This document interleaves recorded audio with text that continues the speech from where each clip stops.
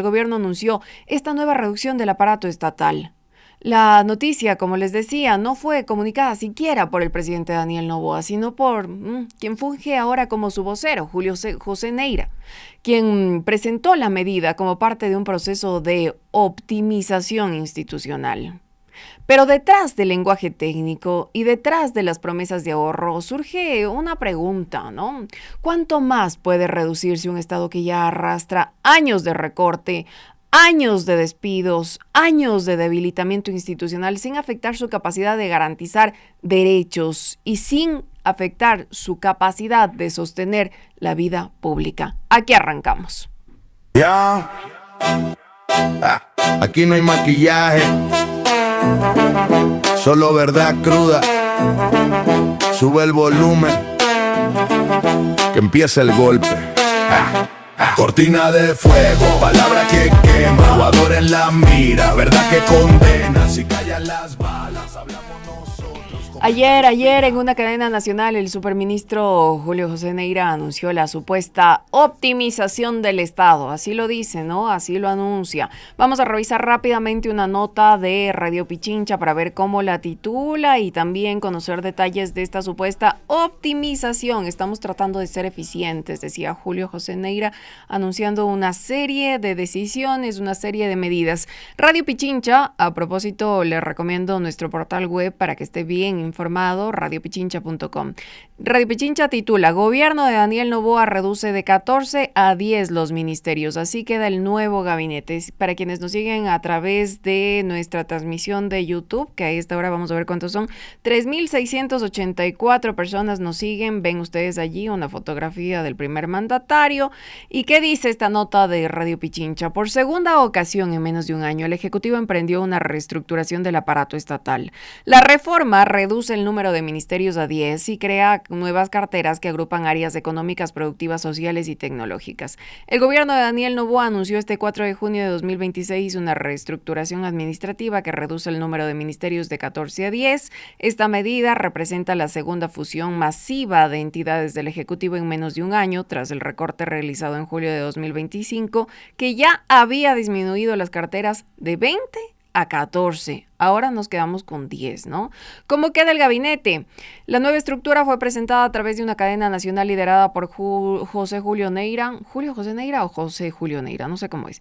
Quien asume el cargo de secretario general de la Administración Pública, Planificación y Gabinete en reemplazo de Cynthia Gelibert. Según Neira, el objetivo principal es eliminar duplicidades y concentrar los recursos donde generen mayor impacto ciudadano bajo 4 ejes: eficiencia del gasto, reducción de trámites, profesionalización del servicio público y transformación digital. Si ven cómo nos doran la píldora, si ven cómo es el lenguaje técnico, nos habla de supuesta eficiencia, de supuesta optimización de recursos. Dentro de los cambios más significativos se encuentran las siguientes fusiones. Ministerio de Desarrollo Económico y Productivo agrupa a las antiguas carteras de Economía y Finanzas, Agricultura y Ganadería y Producción, Comercio Exterior, Inversiones y Pesca. Zahira Moya liderará esta entidad. ¿Zahira o Zahira? También me queda la duda. Ministerio de Infraestructura y Tecnología integra lo que antes eran los ministerios de Transporte y Obras Públicas junto con el de Telecomunicaciones de la Sociedad de la Información. Roberto Luque. Roberto Luque, el que está en la controversia, en el centro de la controversia por el caso Progen. Él presidirá este nuevo ente. Mientras que el Ministerio de Trabajo y Desarrollo Humano, esta nueva entidad, será liderada por Cynthia Gelibert. Surge de la unión del Ministerio de Trabajo, el Ministerio de Inclusión Económica y Social, la Secretaría de Desarrollo de Pueblos y Nacionalidades y la Unidad de Registro Social. Ahí está un tuit, un posteo de la cuenta de X de la Secretaría de la Administración Pública y Planificación. El proceso de optimización institucional, según el gobierno, no solo busca reducir el tamaño del Estado, sino modernizar la interacción con el ciudadano. Neira anunció el lanzamiento de herramientas como la Carpeta Ciudadana Digital, la expansión de la firma electrónica, el fortalecimiento de la identidad digital y la implementación de una ventanilla única para los trámites nacionales más importantes. Con estos ajustes, el Gabinete Ministerial de Ecuador queda conformado definitivamente por 10 carteras. Vamos a enumerarlas. Aquí Radio Pichincha nos la pone facilito. Desarrollo económico y productivo, infraestructura y tecnología, trabajo y desarrollo humano, defensa nacional, relaciones exteriores y movilidad humana, salud pública, educación, interior, gobierno, energía y minas. Según el Ejecutivo, este plan de eficiencia administrativa permitirá agilizar los procesos en el sector público y avanzar hacia una gestión gubernamental más ágil y transparente. Ese es el discurso que nos venden. Bajo estos tecnicismos nos están vendiendo la desnutrición del Estado. Porque si antes hablaban de un Estado supuestamente obeso, bueno, ahora está completamente famélico, ¿no? Desnutrido. Perdón.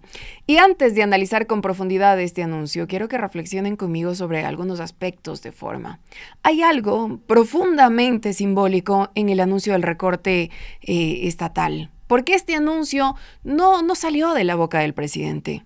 Noboa lo dijo brevemente en una entrevista en una radio de Manabí, en una entrevista que vamos a escuchar, pero no salió a dar la cara en cadena nacional. Las malas noticias las delega. Miles de trabajadores podrían perder su empleo ahora mismo. Instituciones enteras van a desaparecer. Los servicios públicos se van a deteriorar aún más. Pero ¿quién da la cara? No es el presidente, es Neira. Quizás porque incluso dentro del mismo gobierno saben que vender este desmantelamiento, porque hay que llamar las cosas por su nombre, este desmantelamiento del Estado como una buena noticia, venderla no es fácil. Porque por más que nos doren la píldora, por más que nos hablen de eficiencia, esto no es eficiencia. Además, lo preocupante es que la reducción del Estado suele presentarse como una decisión técnica, ¿no? Escuchan ustedes ese lenguaje administrativo con el que tratan, insisto, de dorarnos la píldora, cuando en realidad es una decisión profundamente ideológica. Detrás de este lenguaje de la supuesta eficiencia existe una visión de mundo, una visión según la cual el sector privado es siempre más eficiente que lo público y el Estado debe limitarse a funciones mínimas. Mientras menos esté presente el Estado, supuestamente más eficiente es la sociedad. Mentira. Es una doctrina política que ha dominado buena parte de América Latina y ahora está más vigente que nunca. Veamos lo que dijo Noboa, veamos lo que decía el presidente Daniel Noboa en una radio en Manabí para darle rostro y responsabilidad política a quien la tiene. Yo sé que ustedes detestan que yo ponga videos e intervenciones del presidente, pero hay que darle la responsabilidad política de lo que se viene a quien la tiene. Vamos a escuchar. Ciencia es para que pueda haber mayores beneficios a los ciudadanos. Estamos reduciendo el número de ministerios a 10. Ya. Vamos a tener 10 ministerios. ¿Actualmente cuántos ministerios hay? 14. De 14 van a reducir a 10. Vamos a reducir a 10, vamos a dar mayor responsabilidad a las cabezas de esos ministerios y al mismo tiempo vamos a optimizar y mejorar la calidad del gasto público para que el ciudadano lo sienta, para que el ciudadano tenga mayores beneficios. ¿Habrá una depuración tal vez de personal al momento de reducir este número de ministerios? ¿Habrá un impacto ahí al respecto? Bueno, tiene que haber recambio. O sea, no necesariamente depuración pura y dejar al lado y despidos, sino que de repente hay un funcionario que está haciendo las cosas mal, se contrata a un joven que está buscando trabajo, algún joven manabita o una joven manabita que necesita un empleo y se le da ese empleo, que tengan las ganas de trabajar y no las ganas de molestar.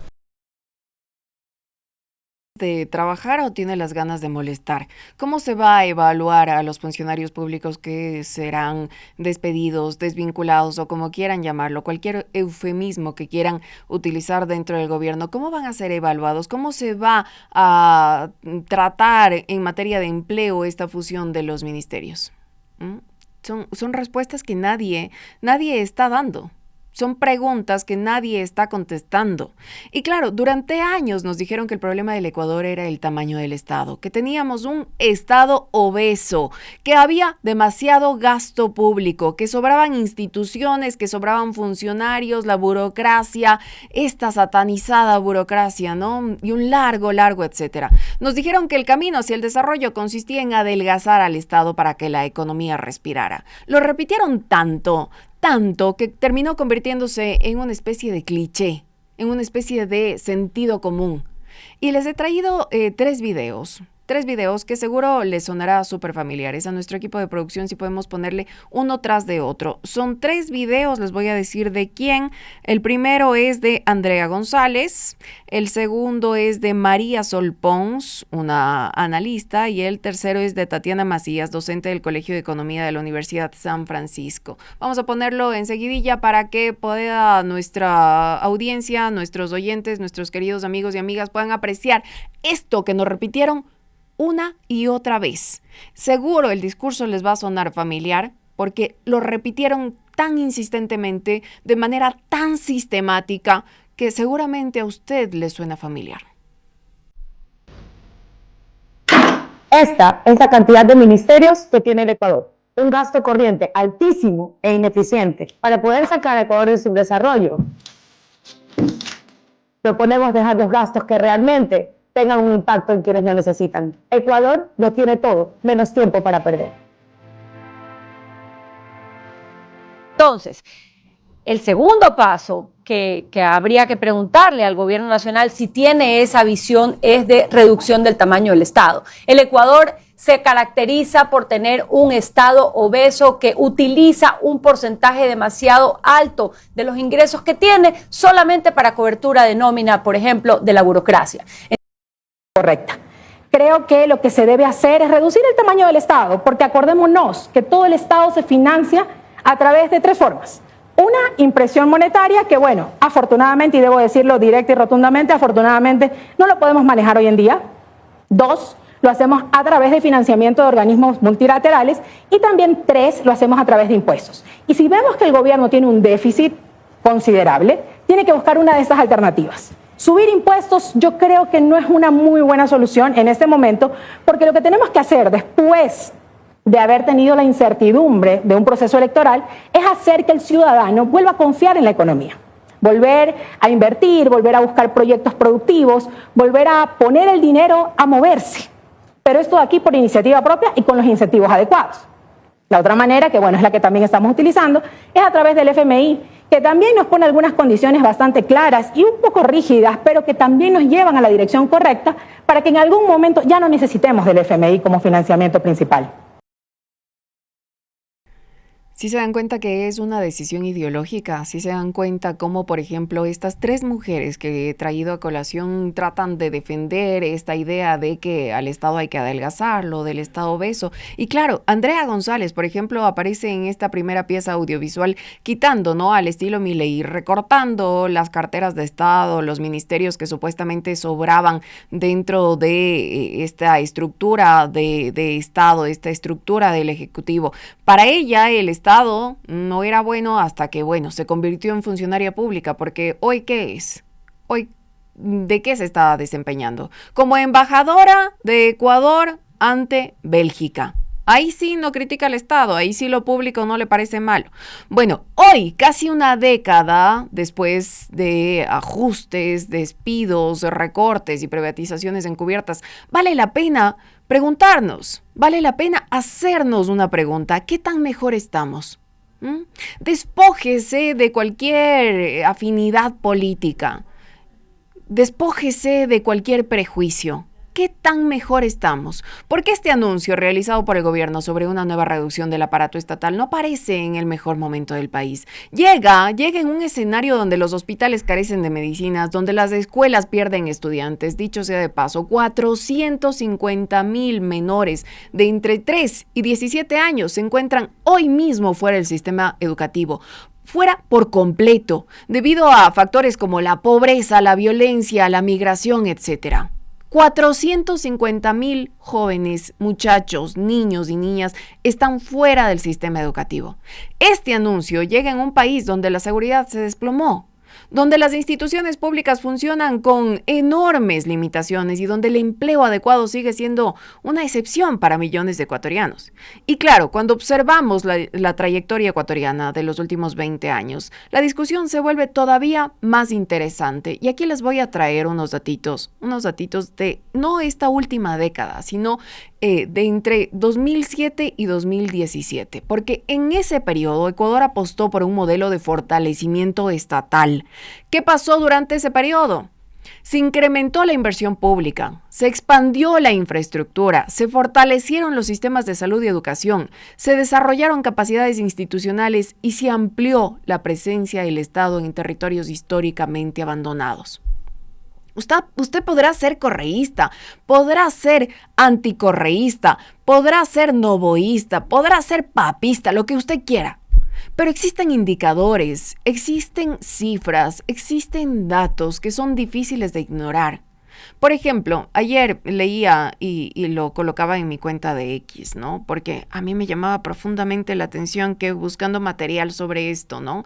Esta narrativa que trataban de instalar del Estado supuestamente obeso, de que había que adelgazarlo, de que la burocracia es mala, de que los servicios públicos no son necesarios, de que más bien lo privado es lo mejor. Buscaba información al respecto de esto y me encontraba con un informe del Center for Economy and Policy Research. Espero haberlo pronunciado bien. Este informe, publicado en 2017, señala que entre 2007 y 2017 la inversión pública pasó del 4% al 14.8% del Producto Interno Bruto. El gasto social se duplicó y la pobreza se redujo en un 38%. Pero quizás el dato más revelador aparece en materia de seguridad. Ecuador pasó de registrar alrededor de 18 homicidios por cada 100.000 habitantes en 2007 a apenas 5 en 2017. Fue uno de los descensos más importantes de toda la región.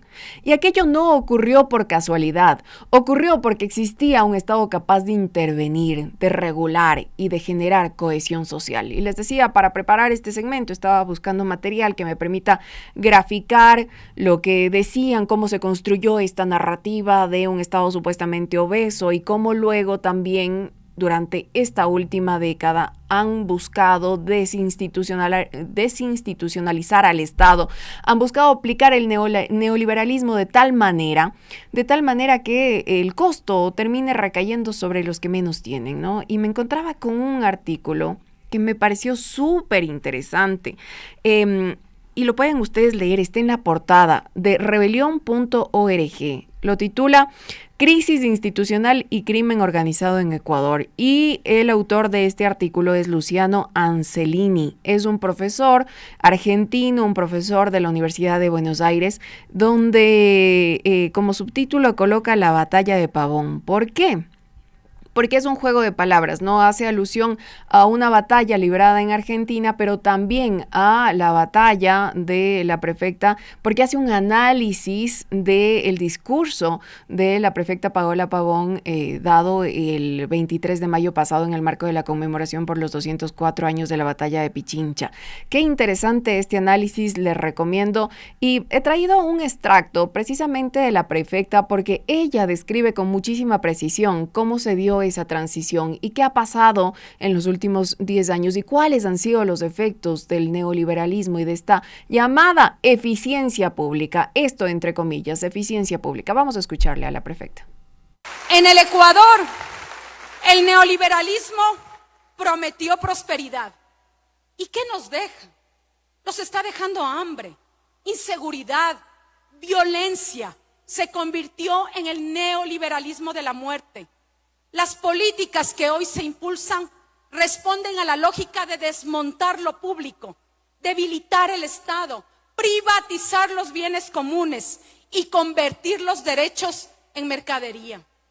Quieren hacer negocio con los recursos naturales, quieren hacer negocio con la salud, con la educación, con el agua, con todo. Hoy, 2,8 millones de ecuatorianos enfrentan inseguridad alimentaria. Miles de niños y niñas trabajan en condiciones de explotación laboral, mientras el gobierno mira a otro lado. Más de 50 casos de desapariciones forzadas de jóvenes, una tasa de 51 muertes violentas por cada 100.000 habitantes. Estas cifras deben estremecernos. Las mujeres sobreviven con empleos precarios. El 64% de esas mujeres trabajan sin estabilidad y no tienen derechos. Suben los precios, escasea la gasolina, deterioran los servicios públicos, mientras los poderosos siguen acumulando riqueza. Como lo plantea Sayak Valencia, la violencia extrema el sicariato, la tortura, el secuestro se convirtieron en los motores económicos y en los nichos del mercado del neoliberalismo global. El crimen organizado no es una distorsión del sistema, es un producto de este capitalismo salvaje. Y nos quieren convencer de que todo está bien. Nos quieren obligar a normalizar el horror, pero no podemos acostumbrarnos. Su estrategia es el negacionismo. Negacionismo climático, negacionismo de derechos, negacionismo de la desigualdad, negacionismo frente al derrumbe de la salud pública, de la educación fiscal y de la justicia en el Ecuador. Nos mienten en la cara, dicen que no pasa nada, cuando día a día todos nosotros vemos cómo el Ecuador es destruido a pedazos.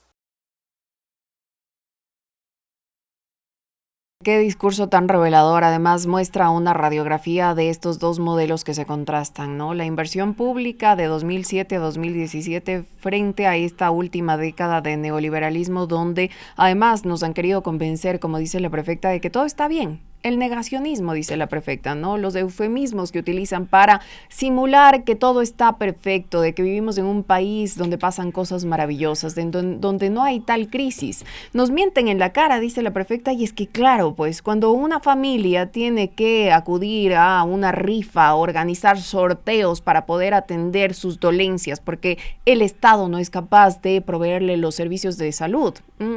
Cuando 450,000 niños, niñas y adolescentes no están dentro del sistema educativo porque por razones de pobreza, porque tuvieron que emigrar, porque sus padres tuvieron que salir del país para poder darles días mejores.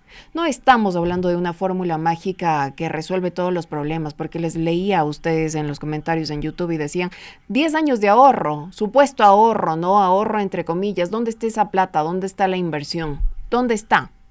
¿Dónde está? Y claro, después viene otro ciclo político, porque de 2007 a 2017 hubo inversión social, hubo construcción de carreteras, hubo construcción de escuelas, hubo obra pública. Desde 2017 comenzó en cambio un proceso de reducción progresiva de capacidades estatales.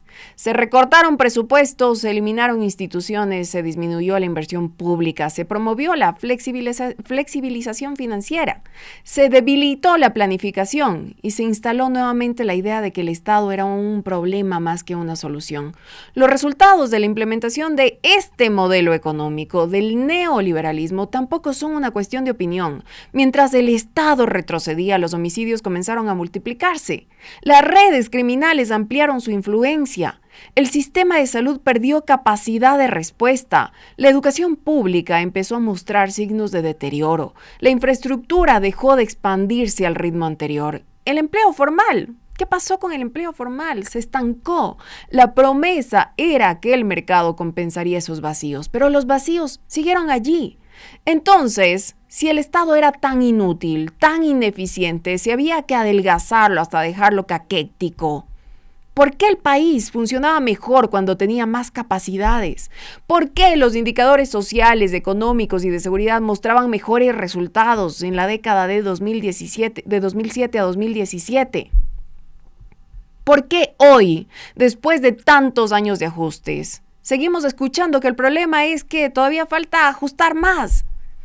Es la permanente paradoja del neoliberalismo. Cuando las políticas de reducción estatal fracasan, la conclusión nunca es que la estrategia estaba equivocada o que el modelo económico, que el neoliberalismo no está funcionando. La conclusión siempre es que todavía no se aplicó suficiente ajuste. En términos prácticos, ¿qué significa reducir nuevamente el Estado? Significa menos empleo, menos empleo indirecto, también asociado a la actividad estatal. Significa menor capacidad de inversión. Significa menos presencia institucional en territorios vulnerables. Significa menos herramientas para enfrentar problemas estructurales. Significa un Estado cada vez más débil en una sociedad cada vez más compleja. Y aquí es donde entra en escena el Fondo Monetario Internacional, porque estas decisiones tampoco pueden analizarse aisladas de los acuerdos financieros suscritos por Ecuador durante los últimos años. Los programas impulsados por el FMI suelen incluir recomendaciones recurrentes, que las conocemos a la perfección. Nosotros los ecuatorianos tenemos bastante experiencia en aquello. ¿Qué nos pide el FMI?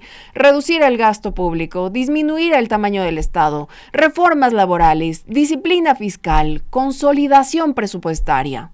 Esas son las exigencias del Fondo Monetario Internacional, pero ustedes escuchaban, ¿no?, a esa analista entrevistada en Teleamazonas decir que ese es el camino correcto. El debate entonces deja de ser económico para convertirse en político. ¿Quién está definiendo las prioridades nacionales? ¿Los ciudadanos ecuatorianos a través de sus instituciones democráticas o los organismos financieros internacionales a través de cartas de intención y programas de ajuste? Porque cuando las decisiones centrales de política económica coinciden sistemáticamente con estas recetas, estas conocidas recetas promovidas desde Washington, la discusión sobre soberanía deja de ser retórica. Y no se trata de negar la importancia de mantener cuentas públicas sostenibles. Ese no es el debate. Un país no existe para satisfacer indicadores macroeconómicos, porque ustedes vieron lo que pasaba en estos días, ¿no? Mientras los 8 de Daule aparecían en sacos de yute, el presidente de la República, el presidente Daniel Noboa, publicaba al mismo tiempo un video en el que destacaba el riesgo país. ¿Se dan cuenta de la contradicción? ¿Se dan cuenta del contraste entre lo que está pasando en el Ecuador real, en el Ecuador en el que usted y yo vivimos, versus con el que habita el presidente Daniel Noboa? Los indicadores deberían existir precisamente para mejorar la vida de las personas, porque cuando el equilibrio fiscal se logra a costa del deterioro social, algo empieza a romperse en el contrato democrático. Por eso resulta útil. Por eso resulta imperativo, por eso es necesario observar lo que está pasando ahora mismo en Argentina. Javier Milei llegó al poder prometiendo resolver los problemas del país mediante una reducción drástica del Estado.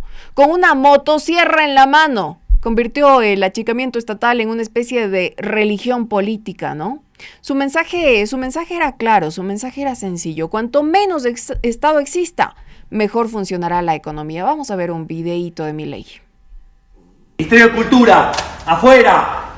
Ministerio de Ambiente y Desarrollo Sostenible, afuera. Ministerio de las Mujeres y Género y Diversidad, afuera. Ministerio de Obras Públicas, afuera. Aunque te resistas. Vamos a seguir por acá. Ministerio de Ciencia y Tecnología e Innovación, algo bien del sector privado. Nada bueno salió del sector público, afuera. Ministerio de Trabajo, Empleo y Seguridad Social, afuera. Ministerio de Educación, adoctrinamiento, afuera. Ministerio de Transporte, afuera. Ministerio de Salud, afuera. Ministerio de Desarrollo Social, afuera. ¿Cómo queda el Estado? Ministerio de Capital Humano, Ministerio de Infraestructura, Ministerio de Economía, Ministerio de Justicia, Ministerio de Seguridad, Ministerio de Defensa, Ministerio de Relaciones Exteriores y Ministerio del Interior. Menos histriónico, pero en el mismo sentido es lo que está haciendo ahora mismo Daniel Noboa, ¿no? Menos histriónico que Javier Milei probablemente, pero exactamente con la misma receta. ¿Y qué pasaba? Bueno, millones de argentinos depositaron sus expectativas en esa promesa, en la promesa de que reducir el Estado era la solución a todos sus males. Se anunció que la eliminación de ministerios, los despidos masivos y el ajuste fiscal devolverían prosperidad, crecimiento y bienestar, que bastaba con reducir el aparato estatal para que la sociedad encontrara un nuevo equilibrio. Hoy la realidad les está golpeando en la cara a los argentinos. Los argentinos están experimentando aumentos significativos en pobreza, caída del consumo, deterioro del mercado interno, pérdida del poder adquisitivo de amplios sectores sociales. No se difundió, no se divulgó, no se viralizó en estas semanas que dejaron de comer carne de res para pasar a comer carne de burro. La estabilidad prometida llegó para algunos indicadores, pero no necesariamente para la vida cotidiana de millones de personas, de millones de argentinos que hoy han tenido que salir a las calles a defender lo público, a defender el Estado. El espejo argentino debería servirnos para pensar el Ecuador que estamos construyendo. Si el país ya enfrenta una crisis de seguridad, una crisis sanitaria, una crisis de empleo, una crisis institucional, resulta legítimo preguntarse si la respuesta consiste realmente en debilitar aún más al único actor capaz de coordinar respuestas colectivas, es decir, el Estado. Porque al final la discusión no es sobre la tan satanizada burocracia, no es sobre oficinas, no es sobre organigramas. La discusión es sobre poder, sobre quién protege a la población, sobre quién garantiza derechos, sobre quién sostiene la cohesión social cuando todo empieza a fragmentarse, cuando todo empieza a caerse.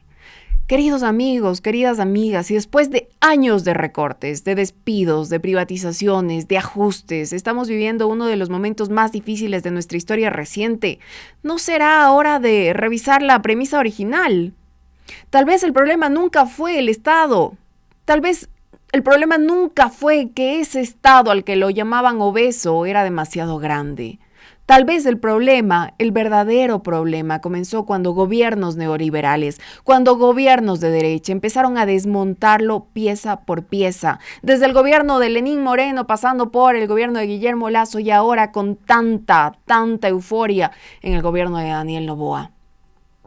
Ojalá y no descubramos demasiado tarde que era precisamente ese Estado el que sostenía buena parte de la vida colectiva.